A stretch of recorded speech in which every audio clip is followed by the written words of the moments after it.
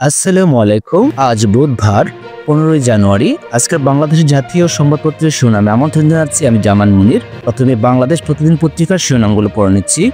চাপ বাড়ছে নির্বাচনের, জুলাই ভোট সম্ভব বলেছে বিএনপি। বিতর্কের মুখে পদত্যাগ করলেন টিউলিপ, নারী আসন হচ্ছে 100, বিদেশি বিনিয়োগকারীদের অভিযোগের পাহাড়। সমকাল পত্রিকার শিরোনামগুলো হচ্ছে আমলাদের চাপে পিছু হচ্ছে কমিশন, সরকারের অবস্থান যাচাই করতে চায় বিএনপি, সংবিধান সংশোধন বা বাতিল, মন্ত্রিসভা থেকে পদত্যাগ করলেন টিউলিপ। দৈনিক কালের কণ্ঠ পত্রিকার শিরোনাম করেছে নির্বাচন ঘোষণাপত্র ঘিরে উত্তাপ, সংসদের আগে স্থানীয় নির্বাচন মানবে না বিএনপি, অন্তর্বর্তী সরকারের খসড়া প্রকাশ, সামান্য সংশোধন, আওয়ামী লীগ আমলে বাদ দেয়া বিধানগুলো ফিরে আসছে। তারপর রয়েছে বাড়তি খর ফেরত পেতে ঘুষ উপহারই যায় অর্ধেক। দৈনিক প্রথম আলো পত্রিকার শিরোনামগুলো হচ্ছে অবশেষে টিউলিপের পদত্যাগ, বাবর সহ 6 জন খালাস, পরেশ বড়ুয়া সহ 5 জনের সাজা কমল, জুলাই আগস্টের মধ্যে নির্বাচন চাইল বিএনপি, ঘোষণাপত্র ঘিরে সর্বদলীয় বৈঠক বৃহস্পতিবার। দৈনিক যুগান্তর পত্রিকার শিরোনামগুলো হচ্ছে এবছরের মাঝামাঝিতে নির্বাচন চায় বিএনপি, অভিন্ন দাবি মিত্রদেরও, জুলাই আগস্টের মধ্যে নির্বাচন সম্ভব, মির্জা ফখরুল বলেছেন। তারপর রয়েছে অবশেষে মন্ত্রিত্ব চাইলেন টিউলিপ।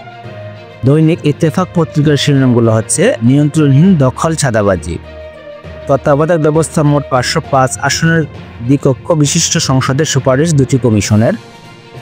তারপর রয়েছে ব্রিটিশ মন্ত্রিসভা থেকে টিউলিপ সিদ্দিকীর পদত্যাগ। দৈনিক আমাদের সময় পত্রিকার শিরোনামগুলো হচ্ছে সংকট কাটাতে দ্রুত ভোট চায় রাজনৈতিক দলগুলো, মন্ত্রিত্ব চারতেই হলো টিউলিপ সিদ্দিককে, মালয়েশিয়ায় পালিয়েছে শীর্ষ সন্ত্রাসী ইমন। তারপর আরেকটি শিরোনাম হচ্ছে দ্বৈত এনআইডির নৈপথ্য কারা। দৈনিক নয়া দিগন্ত পত্রিকার শিরোনাম হচ্ছে শাসন কাঠামোর ব্যাপক পরিবর্তন, আজ সংবিধানের সংস্কার কমিশনের প্রতিবেদন পেশ। তারপর রয়েছে 366 ব্যক্তি ও প্রতিষ্ঠানের 15,000 কোটি টাকা জব্দ। তারপর দৈনিক সংগ্রাম পত্রিকার শিরোনামগুলো হচ্ছে আলটিমেটাম শেষ দিনেও প্রকাশ হচ্ছে না, প্রত্যাশা প্রাপ্তির মাঝখানে জুলাই বিপ্লবের ঘোষণাপত্র, সব বিনিয়োগ সংস্থাকে এক ছাতার নিচে আনার নির্দেশ প্রধান উপদেষ্টার, এস আলমের 68 হিসাব অবরুদ্ধ ও 16 সম্পদ জব্দের আদেশ। দৈনিক আলোকিত বাংলাদেশ পত্রিকার প্রধান শিরোনাম হচ্ছে খালাস বাবর, 10 ট্রাক অস্ত্র মামলা, কারামুক্তিতে বাধা নেই। তারপর রয়েছে প্লট দুর্নীতি, শেখ হাসিনা জয়ের বিরুদ্ধে পৃথক 2 মামলা দুদকের, প্রধান উপদেষ্টা ঘোষিত সময় অনুযায়ী ভোটের প্রস্তুতি নিচ্ছে কমিশন। তারপর দৈনিক কালবেলা পত্রিকার শিরোনাম হচ্ছে 10 শিল্প গ্রুপের অর্থ পাচার অনুসন্ধান হোঁচট খেল। তারপর রয়েছে টিউলিপের পদত্যাগ, ব্যক্তিগত নিরাপত্তার ঝুঁকিতে 15 লাখ প্রবাসী বাংলাদেশি। তারপর রয়েছে প্রধান উপদেষ্টার দেওয়া সময়ের মধ্যে নির্বাচনের প্রস্তুতি নিচ্ছে নির্বাচন কমিশন। তারপর দৈনিক দেশ রূপান্তর পত্রিকার শিরোনামগুলো হচ্ছে নির্বাচনের চোখে রাজনৈতিক দল, মন্ত্রিত্ব চাইলেন টিউলিপ।